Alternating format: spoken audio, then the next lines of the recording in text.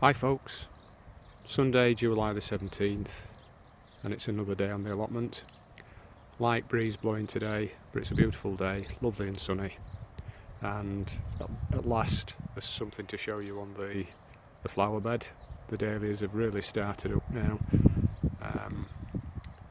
There are probably about 6 or 7 different varieties of dahlia that have come into bloom. There are still hundreds of buds yet to open, but we're just getting a glimpse now of the promise of what's to come in the next month or so. Really are looking nice.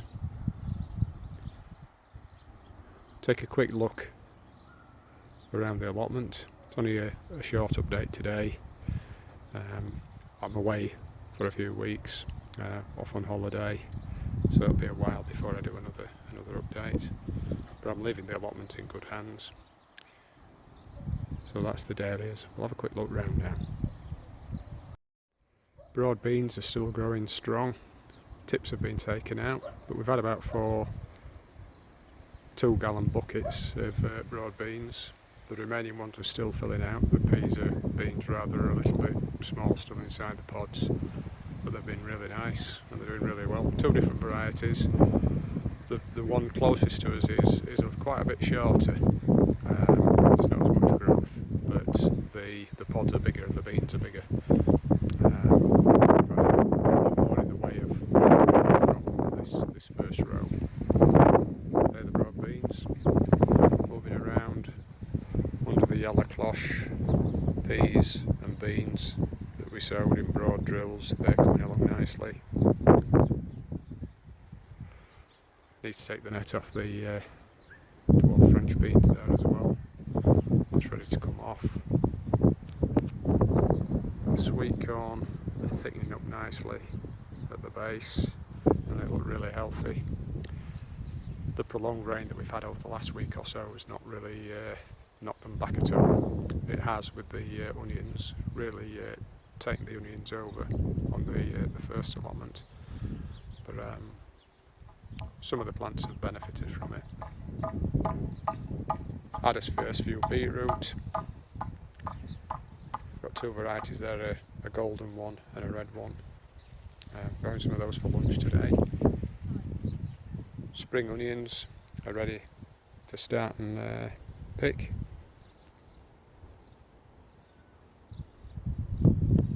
Rhubarb is going to be offering as stalks for the next couple of months, I think.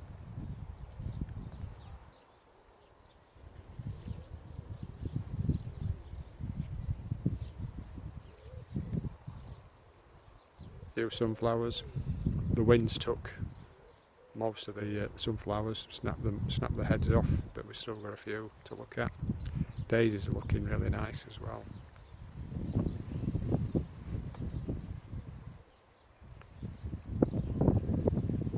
Gladioli looking vibrant.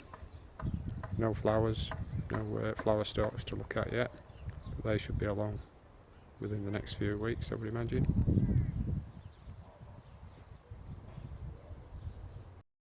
Took up some of the white onions that looked like they were big enough to take. They've got nice bulbs on. On the last update, or the last but one update, I showed you the onions. They were beautiful and green, all the tops were great, none had gone to seed.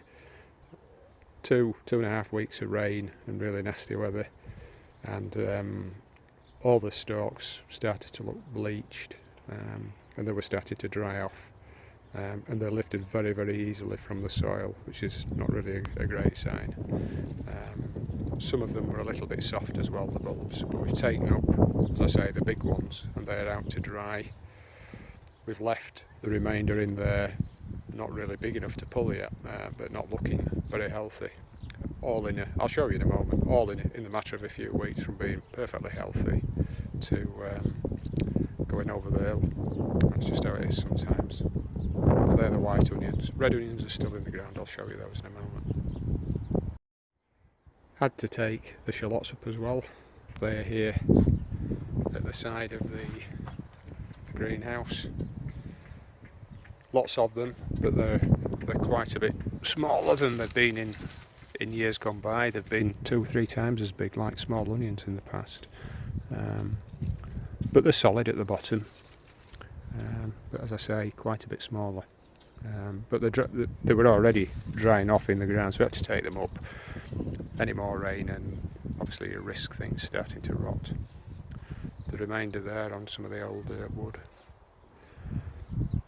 Sweet candle carrots in the baths, they're doing alright. A few kohlrabi at the back as well. Aubergine and cucumbers are doing alright in the first greenhouse. I had to do a second sowing of cucumbers, if you remember, so they're a little bit slow, but as you can see there, we've got a few cucumbers coming,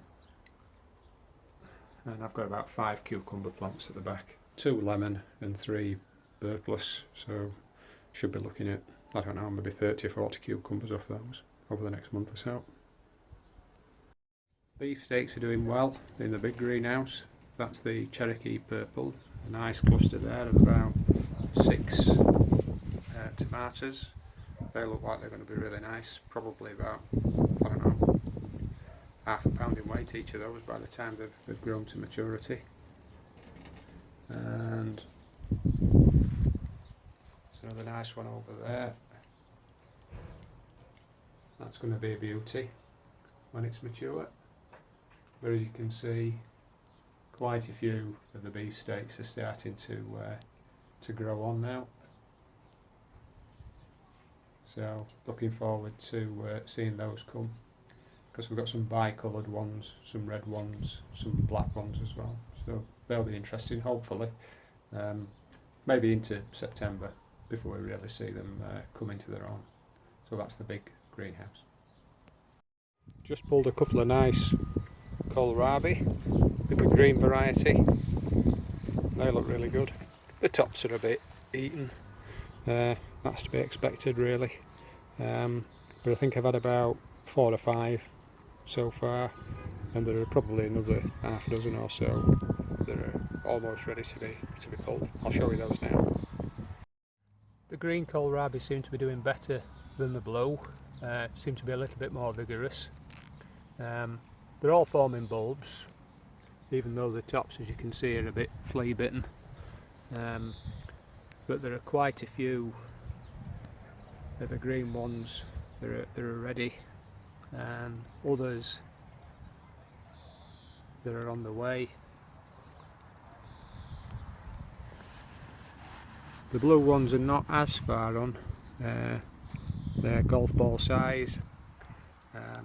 As someone said in a comment on one of my recent uploads, they are a difficult plant to master, the kohlrabi.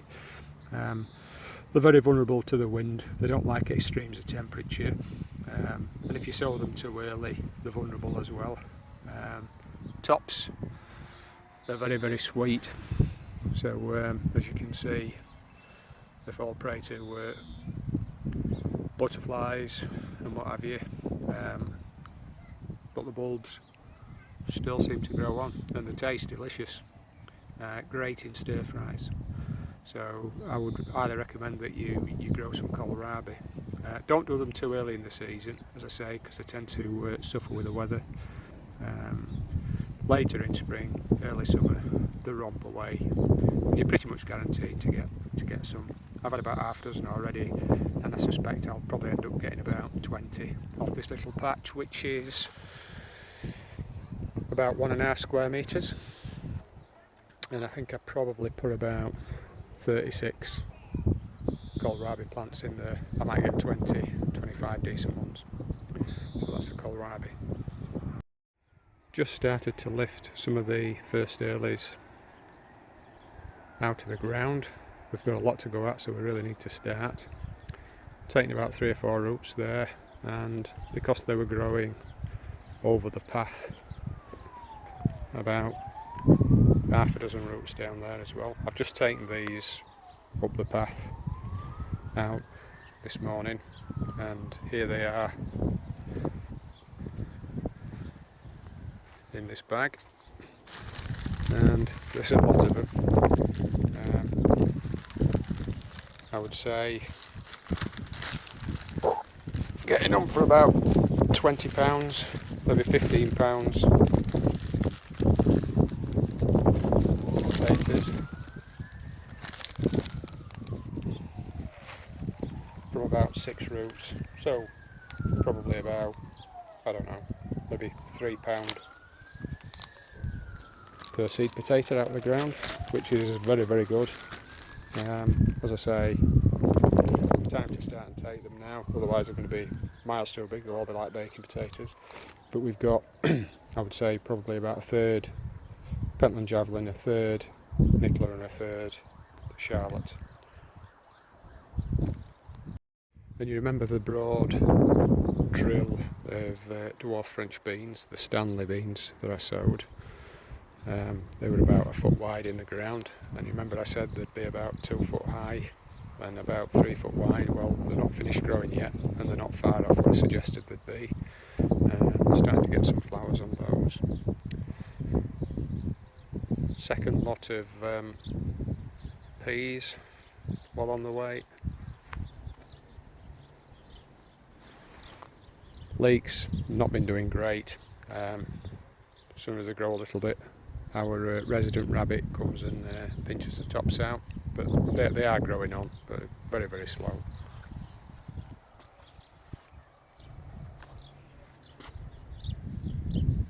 Few sunflowers making an appearance. Parsnips seem to be doing fine, but look at the onions, how shocking they look. As I say, about 3 weeks ago they were all perfect, beautiful green tops, looked like they were really growing on well, and then 2.5 weeks of rain, look at the state of them. Brown, grey, bleached, dying off. You can see the red onions don't look too bad, and they are quite firm. I've felt the bulbs, they're okay, but they're only a fraction of the size that they've been in the last few years. In the last few years, both the white and the red onions by this stage have been easily double the size. They've been like mammoth onions, and these are all like the tiddling little things that you buy from the supermarket, 3 in a bag. But it's the weather, and it's been one of those years. These were all set in modules, and you know, at least they're big enough to take. And the last couple of rows here we just put in the ground, and you can see they're not going to make it, are they? So it really does help to start your onion sets off in modules, particularly if you have a really, really poor spring and summer like we've had this year. So I started to weed this yesterday, but then gave it up as a bad job, and thought, well, they're going to be up within the next couple of weeks anyway. So we've left the red onions in, just in the hope that they put on a little bit more weight. But we took up the white onions because some of the bulbs were soft, and at least we've got some, and they are drying off, they're not rotten or anything, and the necks are not too soft. But if you look at the rest of them, the white onions, I don't think we're going to get much off of those. We might get a handful maybe, but the red onions should be okay. So that's just about it. You can see the beans on the climbing bean frame, they're doing quite well. Quite a few flowers starting to open up as well. So all in all, everything's okay. It's just the onions really that have suffered. Look at the raspberry canes there, the autumn raspberries, about 5 foot high. Should get a bumper crop off those later. Just take a look over the rest of the allotment.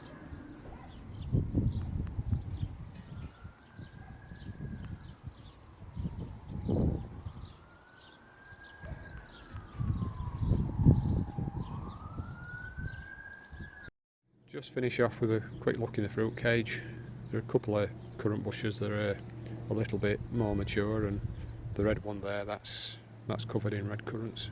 Rivada, that variety is called. It's quite a common one, but it's quite a productive one. And I suggested in an earlier update that this was a red currant as well, but it's not. Clearly it's a white currant. It does have that rosy pink tinge on the currant. But we'll mix both of these together and we should get a few jars of currant jelly out of them. So that's just about it. Thanks for watching and I'll catch you later. Cheers, bye.